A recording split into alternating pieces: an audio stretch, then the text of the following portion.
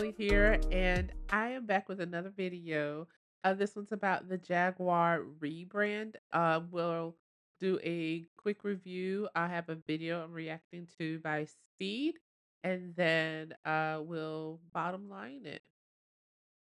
So here we go. Again, I have not. About 8 months ago, Jaguar became the laughing stock of the internet when they released what seemed to be the most controversial, out of touch British rebrand since America. That's funny. Out of touch rebrand since America. Um, But anyway, I agree, out of touch rebrand. It definitely it receives so much backlash, and I'm sure anyone that's watching this video or his video remembers. It was too much. Let me just say that. Graphic designers ripped on the new font and logo. Marketing experts roasted the superficial new slogans. Everyone was saying, why don't they just go back to their roots? Just make sports cars and sedans. Actually, what are Jaguar's roots? Because Jaguar has history, sure, but they've never had a consistent identity that any of us could point to. So that part I kind of agree, kind of disagree. If you ever watched my first video, I remember reviewing Jaguars identity, its luxury, exclusivity, its sort of classes, to be honest. And but it appeals to the person that wants to feel like they have something special. So I slightly disagree with that, but he's gonna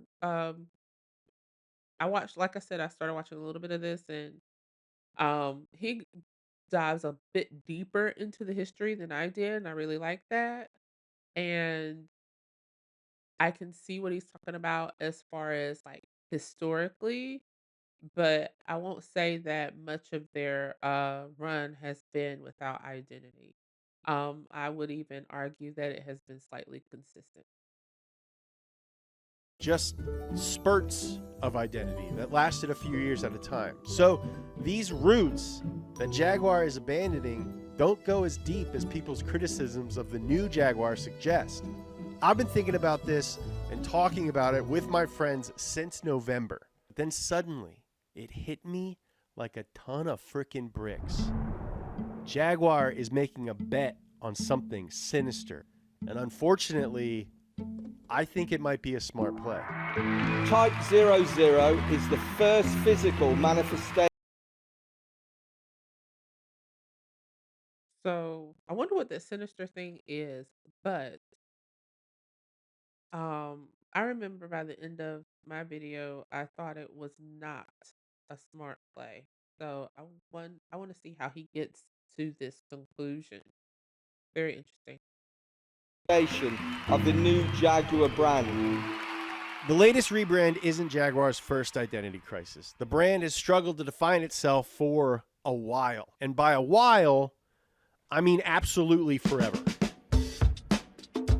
It started when William Lyons founded the Swallow Sidecar Company in 1922. But Lyons wasn't satisfied just building motorcycle sidecars. And in 1926, he changed the name to Swallow Sidecar and Coach Building. Right off the bat, a major rebrand. Coach builders buy a chassis and running gear from an auto manufacturer, then bolt their own body on top of it. Those cars are typically very expensive. But what Lyons came up with was a stylish, open-top tour built on the chassis of a cheap economy car. So it looks expensive, but it's actually cheap. Now, at 175 pounds, the Austin 7 Swallow costs. You know, that speaks to a lot of luxury brands. I hope that by now we all know that many many of these luxury brands out here will make something for 10 cents and then sell it for 10,000. So this is not surprising whatsoever. Lost just 10 more pounds than the more mundane Austin 7 that it was based on. But it looked as good as Bentleys that cost 4 times as much. Now, it was nowhere near as fast as a Bentley, but the British car buying public didn't care. So just 5 years after doing that, his company managed to sell 3,500 cars. So he renamed the company again. It simply became Swallow Coach Builder. Just a decade after its founding, the Swallow brand had come to represent attainable coach-built cars, putting something that was typically only available to the upper class.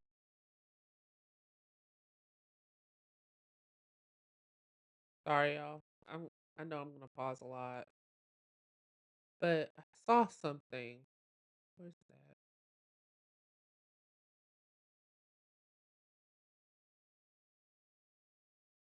One sec. It was in the ad. There it is. Down here. I don't know if you can see my mouse. Swallow. Exclusive coach work. Exclusive. So we can date exclusivity back to what? 1920s, 30 ish. 30s when no, we're in the 20s here. 1922? What that date says, I think. October. Coach built cars, putting something that was typically only available to the upper classes within reach of the middle classes. Riding high on that success, Lions decided it was time to make the leap from coach builder to full-time car maker.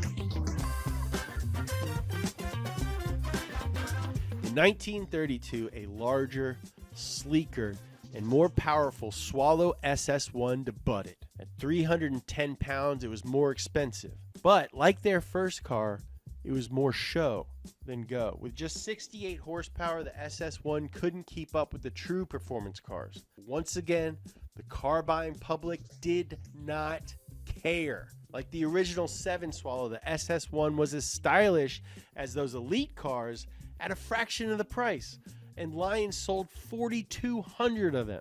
That success completed the company's transition from coach builder for the masses to automaker for the slightly fewer masses. The success of the SS1 also prompted Lions to reinvent the brand once again. In 1934, Swallow Coach Building became SS Cars, complete with a new logo. And in 1934 is where we first start to see Jaguar appear. So it's like a slow transition. We started out as Swallow, then we transitioned Swallow and what was that, Coach Building, and then we got SS Jaguar making its debut. What year is it? 1934? I buy it. So he's making a reference um to the Nazi symbol. But when you see the, I don't know, S's, right angles, whatever they are, in the Nazi symbol, and you look at the SS, it makes me think more so along the lines of an old Superman symbol. Um, y'all, I'm doing this in real time. I haven't watched it, so or I haven't watched all the way through. Like I got to like right about here, 4 minutes in, and then I was like, let's just react. So what's that? We're gonna do a quick Google search. Okay, so we this is just I just Googled Superman logo over the years, and like this blue one is pretty consistent. And that S is reminding me of this one, 1996. So what, 60 years later? But oh, 2009. slightly reminiscent. 2023, slightly reminiscent. 2025. Did y'all watch the newest Superman movie? That's what that logo looked like. Um, so are we gonna also accuse Superman of that? Hope not.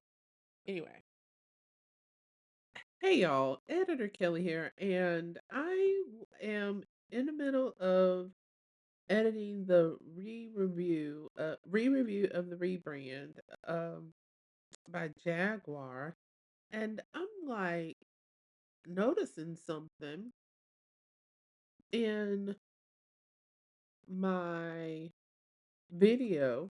A couple of times I mentioned something, but my face was covering it. Sorry about that. I'll do better next time. Um, but that there's a Superman logo that includes a Nazi symbol, and I had no idea. um, yeah. Anyway, I know easily sidetracked, but thought worth noting that I didn't even realize that was there. But I did do a quick little dive, not very deep. I can't even figure out quite what year it is. If you know what year it's from, please tell me in the comments. But apparently at some point, um, they had Superman be a Nazi and win World War II. Very interesting. Anyway, okay, back to the okay, back to the video. Moving along. Has completed the company's transition from coach builder for the masses to automaker for the slightly fewer masses. The success of the SS1 also prompted Lions to reinvent the brand once again. In 1934, Swallow Coach Building became SS Cars, complete with a new logo. What year is it? 1934? I buy it. Unfortunate. The Lions and his cars had nothing to do with the Nazis. Unlike a lot of other car companies, Mercedes. I'm glad he at least, kind of cleared up the thought about it. Like he had the thought, but he also thought it had nothing to do with it. So, good looking out there. Porsche, Volkswagen. So with hindsight, you can see how that name and logo might have been poorly chosen. That Art Deco style was incredibly popular in the 1930s. It was associated with glamour, futurism, but also mass production of luxury goods, perfect for Lion's product. Many other car manufacturers and companies used that aesthetic in their logos. We can see now that this rebrand was poorly timed, but Lions couldn't immediately do anything about it. With the onset of World War II, SS Cars halted ordinary business and switched to producing goods for the war effort. Now, when business resumed in 1945, Lions immediately renamed his company for the fourth time. So Lions, the guy whose last name is a big cat, decided to name his car company after another big cat, Jaguar. And Jaguar Cars was born. I'd argue that Jaguar Cars was born in the 1930s. The word Jaguar is literally found beneath SS in the logo. So all he did was just he rebranded again, but also isolated the catchier ver- possibly the more catchier version. What's the word I want? The more catchier portion of his brand. And Jaguar has an aesthetic, sleek, prowling. Um, what else? It catches its prey. It gets what it wants in general. So it lends to the thought of luxury.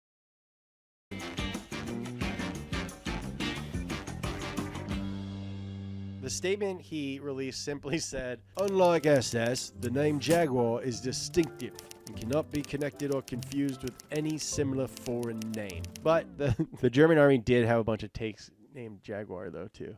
So The Jaguar name has remained since, but what it represents is a little bit more inconsistent and definitely more complicated. The previous name. But those models were all dated designs. The new Jaguar brand needed a new car, and what Lyons came up with was the Mark V. He wanted a modern, stylish sports saloon. The cabin was luxuriously appointed with fine woods. Now, a key facet of Jaguar's identity solidified with the Mark V, and it wasn't much different from their coach building days. Classic English luxury at an attainable price. That's just good business math. I don't need to have an MBA from wherever to know that. Lions wanted the Mark V to be capable of 100 miles per hour to keep up with, you guessed it, Bentleys. Now, unfortunately, the Mark V only produced 126 horsepower and could only do 92 miles per hour. The similarly named Bentley Mark VI could hit 100 miles per hour, but it cost more than triple the price. And once again, the car buying public did not care. To most people, 8 miles per hour and one extra Roman numeral wasn't worth an additional 3,000 pounds. So this just takes me back to what I was saying about the exclusivity and the luxury. They are competing with Bentley, but they're offering lower prices. I'm not necessarily I don't think I would, and this is without, like, of course, looking at some marketing plan from Jaguar, but I'm not certain that their target audience might have been like the middle class or whatever. Like, it probably was that Bentley Mark Six crowd. But because they're obviously competing with Bentley. If they were trying to be, appealing to like middle class or upper middle class, then maybe they would have been competing with what's something back then. I don't know, like Chevy or Ford, but this is British. I don't know. Just thinking through uh, if whether or not they were truly trying to attain that upper middle class versus that upper echelon of people, because they're obviously competing with Bentley, and Bentley is upper class. Steve McQueen bought a used XKSS in 1958 for $5,000. Steve McQueen's nickname was the King of Cool. Of course, he drove a Jag. That car is now at the Peterson Automotive. I know I skipped around a bit, but I'm glad I landed where I was, where I did, excuse me, because the mention of Steve McQueen, which he, like he just said, the epitome of cool. He's uh like male luxury. So, or used to be male luxury. So that should also further solidify the luxurious exclusive identity that Jaguar held back then. By 1960, Jaguar had been on a decades-long winning streak. The brand stood for luxury, speed, comfort, racing pedigree, style, and glamour, all while remaining more affordable than its competitors. In the history of cars, it's possible that no other company has ticked all of those boxes. Stir. The XJ220 proved that image wasn't, in fact, everything. It looked amazing, just like the prototype, but it traded the car's V12 for a V6. Hey, editor Kelly here, and I noticed something while I was editing, or a thought crossed my mind rather, and I'm realizing that XJ220 is not Jaguar's first time um stepping outside of the box. Of course, they stepped out of the box with that first model that directly competed with Bentley. But this one, like, what was that? The 90s, 80s, 90s, when that car came out, and it was. It wasn't ahead of its time or anything. They labeled it a supercar, but you had your your Chevy Corvettes that had similar body type. You had your Ford Probes that had similar body type. Um, one second, I'm just positioning here. There's your Ford Probe, looks just like it to me. Um, there's your Corvette, similar. Pontiac Fiero, one sec. Yep, similar. There's another Ford Probe. I think Ford Probe was closest in terms of a visual look to this Jaguar. But I thought that was just worth pointing out that um this won't be I mean, this is obviously not the first time and obviously not the last, because these new models that they've come out with are so resemblant to um the the um the Teslas. And it kind of makes me think, where's the originality? Like, and the originality was not in that marketing campaign. Let's make that clear.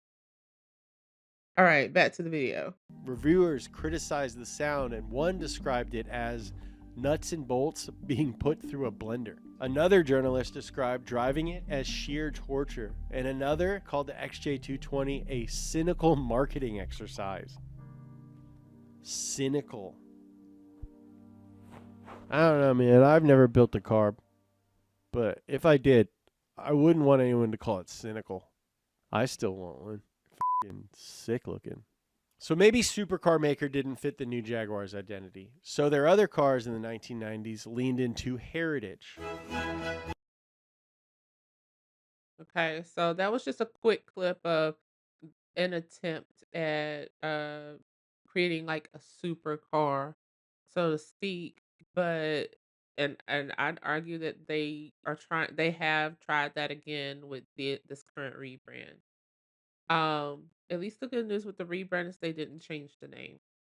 Um, but still. And now we see that what by the 80s it's leaning back into its roots. And I think that that is something that they should have done with this new rebrand.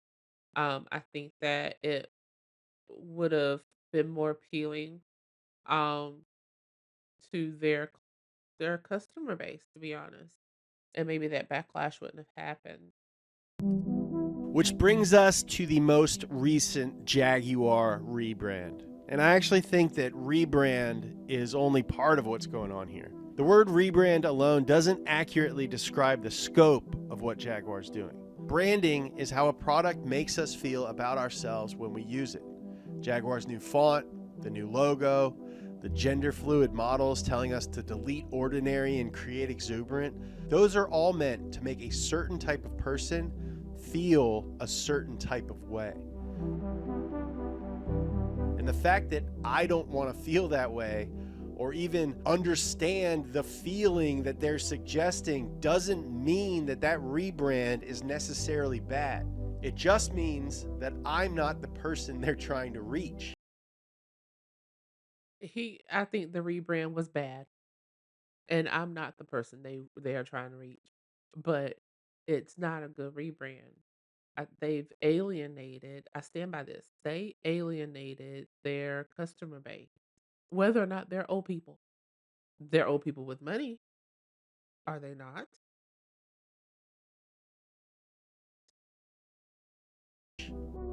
Jaguar doesn't care if I feel anything because I can't afford to buy the new Jaguar. And I neglected to buy or even care about the old ones. Jaguar also stopped making all of their current cars to focus on building super luxe $200,000 EVs. They've completely overhauled their entire company, their focus, their product, and I think their target customer.